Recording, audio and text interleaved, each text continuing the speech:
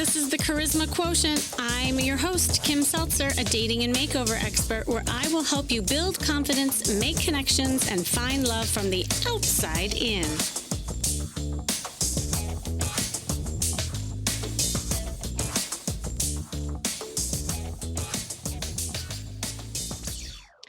Our ideas about the way the world works are based in part upon our expectations. Now, those expectations affect our experience. It could be good, it could be bad, and it can influence our reactions and responses to just about everything and everyone that we encounter. And yes, that includes every social transaction, every date that we go on. We encounter something, some type of experience, and will react a certain way based on what we expect or have experienced. And here's the other thing that I find.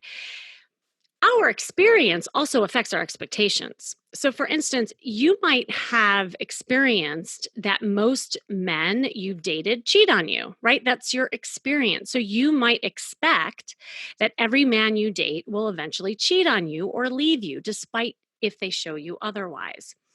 In fact, you may even sabotage it subconsciously in order to make it true. It's kind of the way of protecting yourself from something you think is going to happen and causing you anxiety, so you create it first.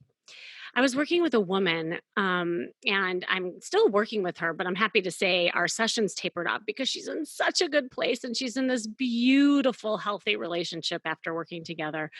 Before she met him, she had been in oh my God, a slew of toxic relationships with a bunch of bad boys who treated her poorly. They were emotionally and verbally abusive. They cheated on her. So when I met her, she was under the expectation that all men treat women poorly or they end up cheating or leaving her. In fact, she stayed in abusive relationships because that is what she thought she deserved. She hid in her clothes. She was afraid to show her sexy side and petrified to have a voice.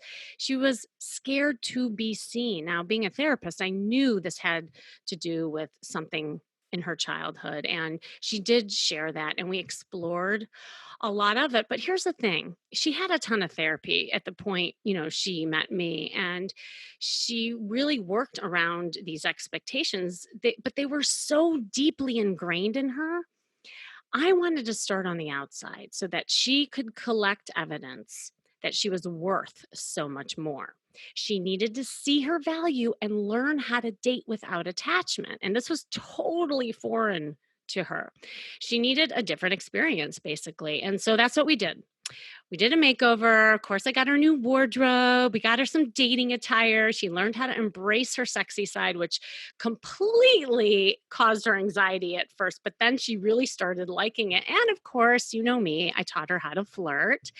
And what I love about flirting, by the way, and it really relates to what we're going to talk about today, is the whole definition around it, right? I've talked about this before, but just to remind you, if you look in the dictionary of what flirting means, it is to behave as though you are attracted to someone without the serious intention of an outcome. Yet so many of us put placement and have all these expectations around the outcome. That's why a lot of you freeze.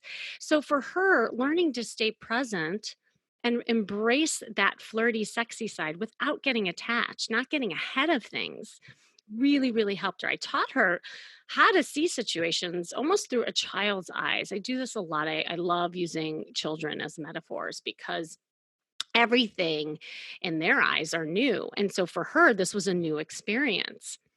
And she had to understand how to date multiple guys without getting attached. So she started to see that not all men were what she thought and that it was a different experience. So she then landed a great man. After she dated up a storm and she learned how to do it, this guy was awesome. He's kind, he's thoughtful, open, communicative, loyal, expressive, who only wants to please her. Now, here's the thing. She was combating that mistrust as she really didn't kind of believe it because she kept thinking the ball was going to drop, right? Like something was going to happen because in her past experience, that was true. She was like waiting for him to be an asshole. But so, she kind of really worked through it. But in the beginning, she was going to break it off with him because she's like, you know what, Kim? I don't know. I don't like the way he does X, Y, and Z. She was trying to find ways to just, again, protect herself. But I helped her work through those demons to stay with it. And now they are a solid couple and very happy. And look, her expectations still get tested. And the difference is she is now able to double check herself to strengthen that relationship. And that is key. Expectations help us form a worldview, but they can also skew that worldview in unexpected and sometimes unwanted ways. So you can release yourself from this kind of self-created trap of bad expectations in various ways. So I brought in an expert to, oh my gosh, I'm so excited about bringing her on to help talk about how to let go of those expectations so you can fulfill your dreams and have the love that you are looking for.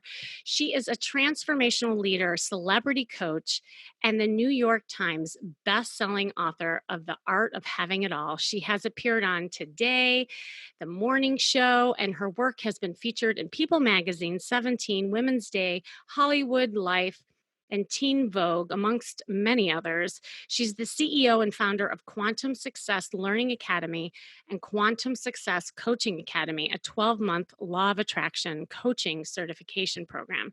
She has helped thousands of people worldwide to achieve their goals through their empowerment seminars, speeches, and coaching sessions and products. Her life-changing message reaches over, check this out, 200,000 people a month. And her work has been promoted by and featured with esteemed authors and luminaries such as Marianne Williamson, Dr. Wayne Dyer, and Marcy, I think it's Shimoff, if I'm saying it right. Welcome, Christy Whitman. Thank you so much. I'm so excited to be with you, Kim. Oh my gosh, you too. I mean, you're a veteran. I just want to say, like, you have been, well, all of us coaches out there, we kind of look to people like you because you kind of like started coaching before it was cool, as I think you said in one of your videos. And that's so true. It's like a Barbara Mandrell, song. I was country before country wasn't cool or whatever. That's how I I feel know, about that's coaching. well, you totally made it cool. And now I feel cool being a coach because Thank you. I turned from therapist. I say I retired as a therapist. I kind of more do that coaching, space, which I love that action piece. Um, but the one thing I don't know, and I like literally couldn't find it, but I'd rather just talk about it. I don't really know like your personal journey and what kind of brought you here. So I'd love to hear kind of, I mean, did you always have like expectations set for your life or was it a journey for you? Well, yeah, it was a deep journey. So I found myself after graduating college, getting the degree. I was living in Chicago. I lasted there about two and a Oh, half years. I know we were talking about that. I oh was my laughing. gosh. I didn't know Um, that. Yeah. I moved from Arizona to Chicago. I moved there with my best friend, and I literally had it all. I very quickly created an amazing, high-paying job, money in the bank. I had my perfect, that little ideal body that felt good for me.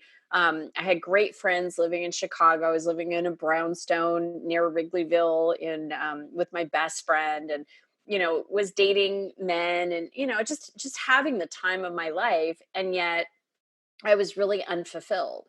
And I kept feeling Mm, like, I've checked the box on everything that I thought I was supposed to create or accomplish to make me happy. And I'm not. It's like I'm still it feels like something's missing. I'm missing a bigger picture. It was just feeling like, is this all there is? And so with that hunger, with that kind of questioning, I obviously started to attract things into my life. I didn't know that I was doing this at the time, but I was working for a company and I started dating what I called the last bad boy, because I had a habit of really attracting bad boys. ah, Yeah. And so I followed him. I got a lateral move from my company to California. And when I moved there, he and I broke up very quickly because I found out that he was cheating on me and all this kind of stuff. And I swore off men forever at that point. Mhm. But he had introduced me to someone who was a hairdresser, and he was a friend of a friend. And so when I went in to see Janine, I got my hair cut, and there was something about her I couldn't put my finger on, but she had this like effervescent joy about her. And she just had a very different way of being. I didn't have the language back then about energy and all that kind of stuff. But I Mhm. just kept looking at her as we're having this conversation and she's cutting my hair. I'm like, finally, just the abrupt person I am, I just go, okay, what do you do? And she just started, that's so me. And Love it. she just like started laughing because she goes, yeah, I do a pretty deep form of meditation. And now at this point in my life, I'd never meditated. I didn't have any kind of spiritual practice. I didn't know about anything about universal laws, nothing like this. And so when she said meditate, I'm thinking of like a Swami guru on top of a mountain somewhere sitting in a yogi position, you know. Uh-huh. I was like, what meditation? And she said, yeah, I get meditation. I do meditation through a meditation teacher. So I was calling Melanie literally as I was walking out the door of the salon. And the first time, like I think it was a few days later, I sat in front of Melanie. It was very bizarre. She had like this house that was full of crystals and rainbow colors and, you know, all this very woo-woo-y kind of thing that I had never experienced. This is like 24 years ago. I was just gonna ask you, Yeah. when was that? Wow, that was totally ahead of the times, pretty Yeah, much. and it was Mhm. no internet. I mean, it was like, you know, the internet had started, emails had started, but it wasn't like this, like it is today, where you can learn all of it. This, the secret wasn't out. I mean, it was like this kind of Yeah. information was in the back of bookstores or like in the really witchy, crafty kind of, you know, places. So I sat down in front of Melanie and I was like, where in the heck am I? So she said to me, the first thing she said to me is, you create your own reality. And when she Mm. said that to me, I just paused and I felt like, you're right. I don't know how I knew that to be true, but I knew it to be true. And then I said, well, how? And she said, well, your thoughts, for one, you're either repelling things from you or attracting things to you. And so I thought about it again and that settled in me. And I went, okay, I know, yes, this is true. I don't know how I know this to be true. How? Okay, how? You know, I kept going, well, Mhm. how? Well, how? And so she said, start paying attention to your thoughts. And at that time I was like, well, what does that have to do with anything? My thoughts are my thoughts. And I just was under the impression, as most people are until they know this, that your thoughts are real and that your thoughts are what is true, and that you really can't have, you know, a change of thoughts, or that really, you know, your thoughts are what they are. I mean, so Mhm. she said, just don't try to change them. Don't try to do it. Just start paying attention to them. So I started paying attention to my thoughts, and oh my gosh, it was like I was so judgmental and so critical of everyone and everything, starting with myself. Nothing was ever enough. It was just, I had a very negative thought perspective on pretty much everything. Wait, I have a question about that. So Yes, at that time, did you connect the dots where your thought process and those negativity, kind of energy, if you will, was connected to you attracting the bad boys? totally. Mm. Because I felt I didn't love myself. I wasn't Uh, happy with myself. And it's amazing. You know, it's kind of a weird phenomenon. I remember I used to be a smoker. I used to smoke a pack and half a day when mhm. I lived in Chicago. That's when I quit. So I've quit for about 25 years now. But I had been smoking since I was 16. And when I started driving and up until the point where I quit, I never used a seatbelt. And it was the weirdest thing. When I stopped smoking, I all Mhm. of a sudden automatically started wearing a seatbelt. Now, it sounds kind of weird, right? It's like, well, what does that have one have to do with the other? The act of not smoking and not doing that made me care about myself enough to put a Yep. seatbelt on. And the same is true with men. When I stopped being so negative and started taking care of myself, like not smoking and being mindful of what I was saying about myself and started really taking care of myself in a way, I no longer was attracted to those kind of guys. As a matter of fact, the guy that I did attract from that place, I was in an 8-year relationship with him. I ended up marrying him. I was married with him for 5 years. He was a nice guy. He was the first nice guy that Hmm. didn't have something going on besides, like, either drug abuse or, other girlfriends on the side, or, other things like that. It was the first guy that really showed me love and loved me for who I was and didn't want me to change or be different.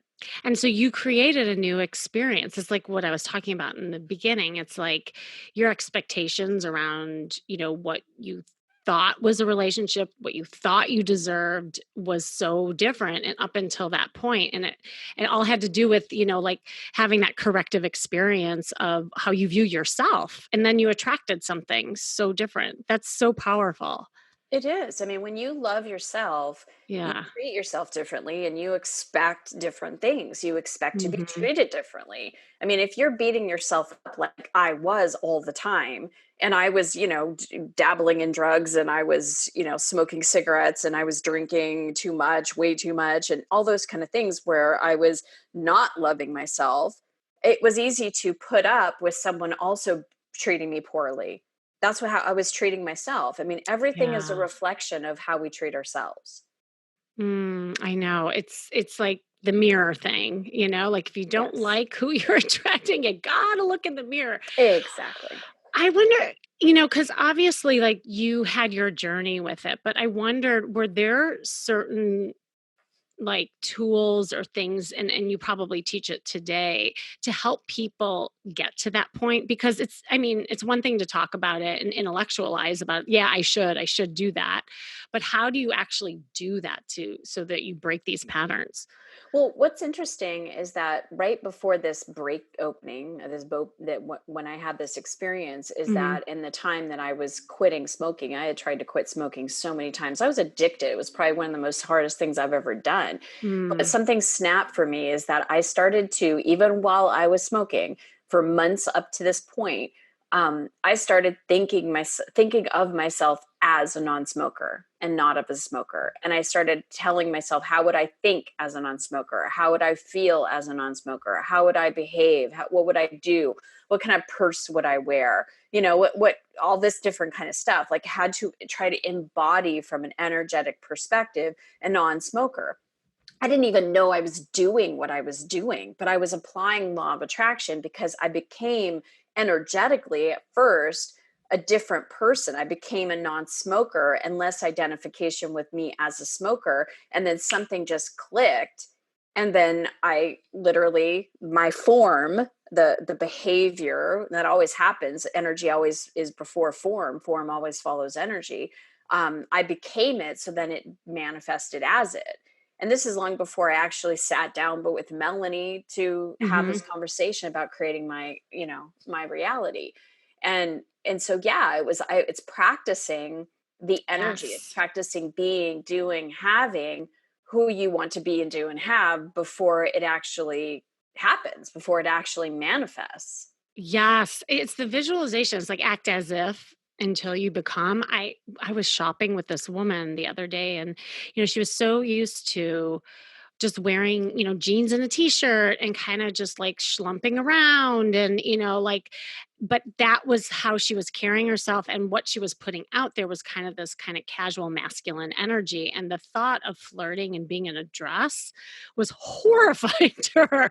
I said, "You know what? Let's just get this dress as a costume and just act as if, like, you don't even have to say that it's you, like, let's call you a different person."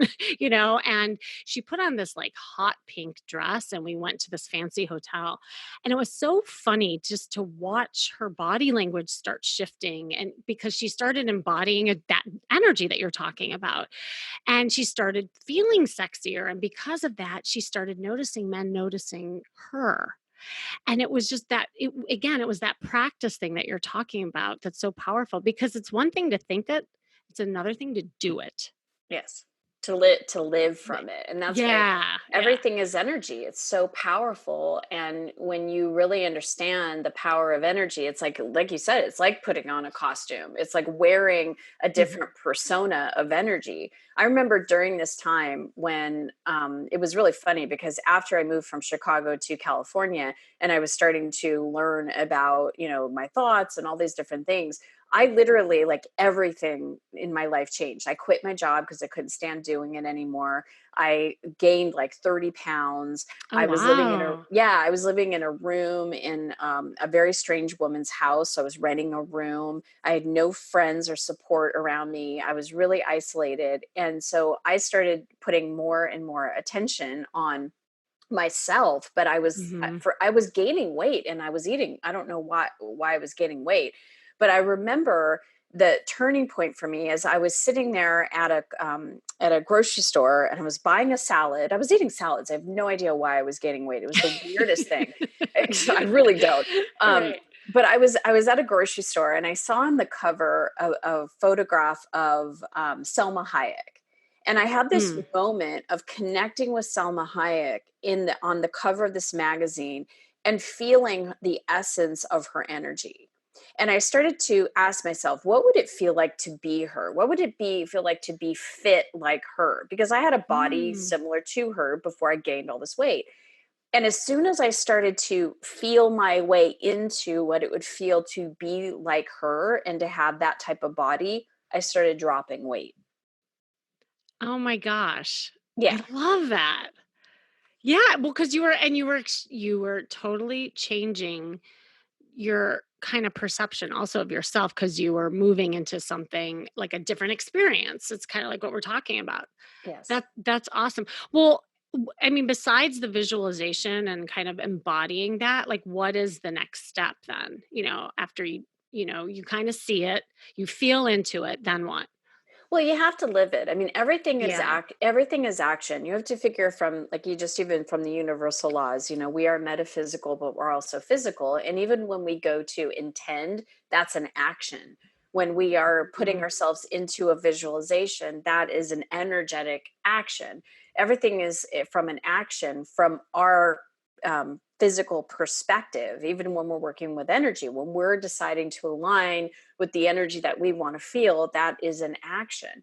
And so, one of the things that's absolutely critical, and really the place for most people to start, is we have to watch what we say because our words are so creative. I mean, Oh, it even says in the yes. Bible, in the beginning there was the word. I mean, words are like our wands. When you think Mhm. about it, words are a series of words create a thought, and thoughts thought over and over again create our beliefs, our expectations. We create from our beliefs, and it all starts with the word. So, it's important to watch our words, what we say, because there are so many things that we say as a collective society that pull down our energy, that have us completely disconnected from the trueness of who we are, the truth of who we are, and keep us in that limited space and in that limited mind. And so it's truly important to watch our words. Words are so important. There was this woman I was working with. You know how, like, people have filler words or, things that they say in repetition? And a lot of times it's like a defense sometimes, or they can't collect their thoughts, so they'll use like or that kind of thing. But this woman, she kept using the word okay to everything. Like, I would Mm. ask her opinion about something and she would say, "Okay." And I would say, "Okay, what?" And she's like, "Oh, I was just thinking." I said, "Well, when you say okay, I don't know how you feel. I don't know what things are meaning to you." And it was such a, like, light bulb thing that she went out. She said, "Wow, I've been doing that my whole life, like, now that I think about it." And she's like, Mm. "I think I'm just so scared of talking, or saying something wrong that I've learned to use okay to kill time." Yes. And so, to your point, like, yeah, and once we cut that out, like, she's like, "Oh my gosh, Kim, all my friends were, like, backing you up." They're all like, "Yeah, you kind of say it all the time. Oh, that's And funny. yeah, so now she was like kind of joking about it, and she replaced it with feeling words, and that was like such a big, thing for her. You have actually some cool, like there's like 3 questions you want to ask yourself in order to pivot off of like what we're frustrated about or just satisfied. Like what are those? Yeah, so what I that's what I call contrast. Whenever we're Ah. noticing that we're not in a mind space that we want to be in, or that we're experiencing an emotion that doesn't feel good to us, or we have some kind of circumstance or situation that we would rather not have in our lives, something we don't want, then what we do is we can either continue to focus on the what we don't want, which will continue to create momentum and give us more of what we don't want, Hmm. or we can ask ourselves these 3 questions. So the first question is, what do I want? And that is really important because that changes our focus. And once Love you it. ask yourself, what do I want? And you're not focusing on what you don't want, you want to then say, why do I want it? So, what do I want? Why do I want it? So, when you start to focus on the why that you want something, you start to work with the energy, because then you're getting really to the essence. So, for example, I want to have my ideal partner, right? And Mhm. like, well, why would I want my ideal partner? Well, I want to have someone to go to dinner with. I want to feel connected. I want to be able to go on vacation with someone. I want to create a history with someone. I want an intimate, committed relationship. I want to get married. I want to have kids. I wanted that. So you get Mhm. down to the real reason why, and why you're talking about the why. You're exuding the why energy, and you're becoming a vibrational match to what you want instead of what you don't want. And then the third question is, how do you want to feel? Because all of us want to feel a certain way. We think that if I get the guy, or if I get the job, or if I make the money, whatever it is, or I get the accomplishment or accolade, then I'm going to feel. And that's the outside in approach. We think that if I just get this, then I'll feel. But the trick is that you really need to feel, and then you get. So what do I want? Why do I want it? How am I going to feel? I'm going to feel connected. I'm going to feel in love. So then put yourself in that place right now, because it is a holographic universe, and you can connect with that feeling of connection and love right now. You don't have to get the guy to feel that. You don't have to get the Yeah. promotion to feel that. And what's Yes. happening is now you're coming from a place of having it. You're coming from a place of being fulfilled with it. And you can't attract what you want from a place of what you don't want. You can't attract what you do want from a place of lack or needing it, because the vibration of lack or not having it is so different from the vibration of having it. So we have to put ourselves into the place of energetically having it, experiencing it, and then we attract it. I love that. You know what's so powerful about this too is that it really helps you zone in on yourself and how you feel, what you want, and connect it with the why. Because I know a lot of the clients that I work with, they're so focused on the other person and making them happy and what they quote unquote should do rather than coming from a place of what they want to do. And I think such an important distinction, because it's not until you do that is when you attract that healthy partner, because you're not doing it for someone else. You're not morphing yourself into something that other people want from you and want to see. You're doing it from that authentic thing, like, yeah, this feels good and this is what I want. And that's when I mean, and I don't know what you think about that, but that's, I think, truly when the healthy relationships, kind of start working for you. Well, yeah, I mean that's one of the things I talk about in my Watch Your Words program, and we can talk Mhm. about that.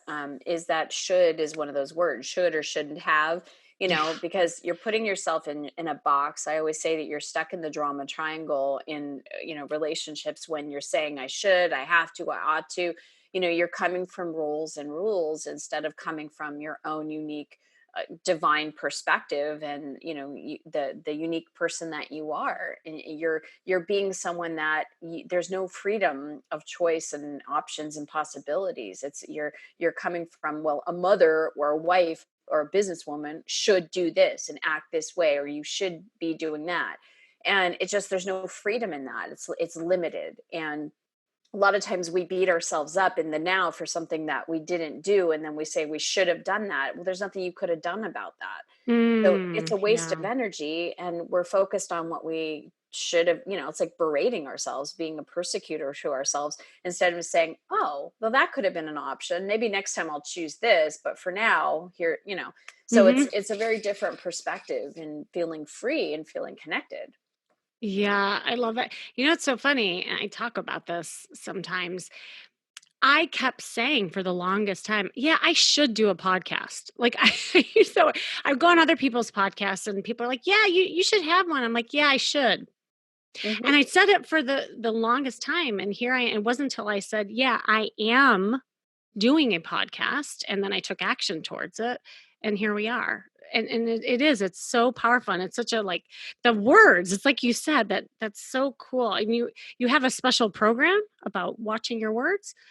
Yeah, it's actually free. So Oh, I cool. had so many people asking me, and just wanted to educate people on the importance of words. So you could have everybody go to watchyourwords.com, and it's a 30-day program. In your email, you'll get a video a day. And what it is it tells you the word to shift off of. Why? Because I'm the kind of person, Yes. someone tells me, well, you shouldn't say that, right? Or that's not a good word to say. I want to know why. Why does that affect what I create? Like, what is the reason behind it? So I talk about the word or the phrase. Sometimes it's a phrase that we Mhm. want to shift off of, why, and then what to replace it with.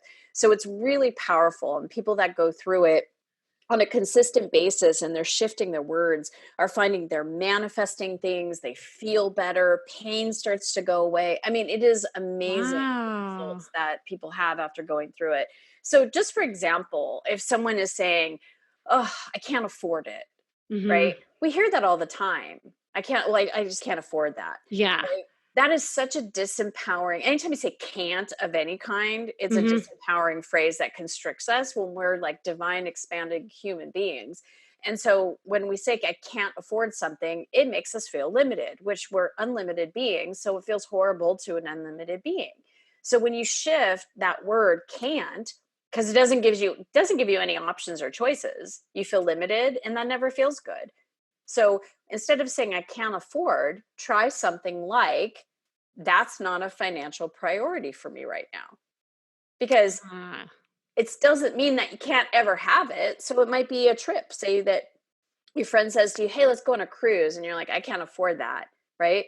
Well, you've got bills you need to pay and things you need to pay for. Right. If you say, well, that's not a financial priority for me right now, it doesn't mean you've closed the door to that ever.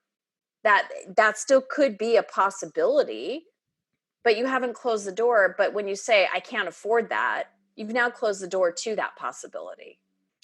Yes. Okay, so I have one for you. I want to see how you reframe it because this is what I hear all the time. Oh, there are no good men out there. There are no quality men out there. I can't find any. I used to love when people would say that to me, Yeah. because I would say, in a world of billions of people, Right? Yeah. billions, there are, oh, like, let's just say half of the population are men, for example, right? How many do you need? It only takes one. Right. I used Yes. I used to laugh. Oh my God, Kim, when I used to speak at the Learning Annex in Manhattan, and I would have Uh-huh. one class where all the women in there would be like, "There's no a single available men. They're either gay or married." And I'm like, in the whole city of Manhattan, they're all gay or they're married. There's not one single available. Uh-huh. And then the next class I would teach, I would hear it from the men. The men would be like, "There's no, really nice single women. They're all either married or they're gay or they got mental issues, or." I'm like, "There's not one single ones that would be a good match for you in this unlimited universe Uh-huh. that we live in. There's not one." I'm like, I'm going to start a matchmaking service so that the people from this class can meet the people from last class. I mean, knowing you, you will probably do that right now. No, I used to say that back then, but Oh, okay. But you it's totally could, you know that because you could pretty much do anything. No, you know what I say word. too to those people is that, like, if you believe that there's no men out Right. there and that they're all gay, then you're right. You're absolutely right. Exactly. You have made your own truth and that's all you see. That will be your experience. But Yes, the if you experience. shift if you shift the language on that, so to Mhm. answer your question, if say Yes. there's no single available men anywhere on this planet, anywhere, then that's the constrictive place that you'll be. That's what you'll experience. Try Mhm. saying this. You know what? I only need one. I only want one. There's one ideal person out there for me. Oh, I like that. And There's one say, guy that's gonna be fun to play with. There's one guy that's gonna be fun to date. There's one guy that's gonna be fun to go on vacation with. There's one and guy out there yeah. in And then all take action and say, and I'm people. going to find him and this is how. Yeah. It's like Right? there's one guy that is gonna be Yeah. such a great match for me, and I'm excited to meet him. That opens up portals of possibilities versus, "Oh, there are no single available men." Totally. And it's that thing that we talk about all the time. It's, scarcity versus abundance mindset and, just Exactly. bringing it to that kind of terms. But it really is true.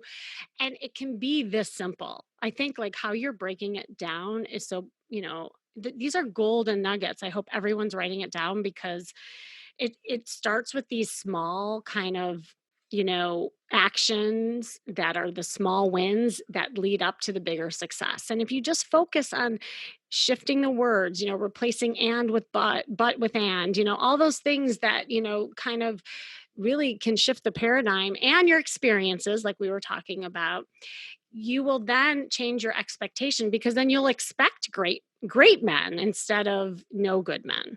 Exactly. Awesome. Well, I could go on and on with you. Again, I told you this in the beginning. Next time, maybe we'll talk about your matchmaking service. So, do you have any parting words of wisdom, and then remind everyone how they can find you?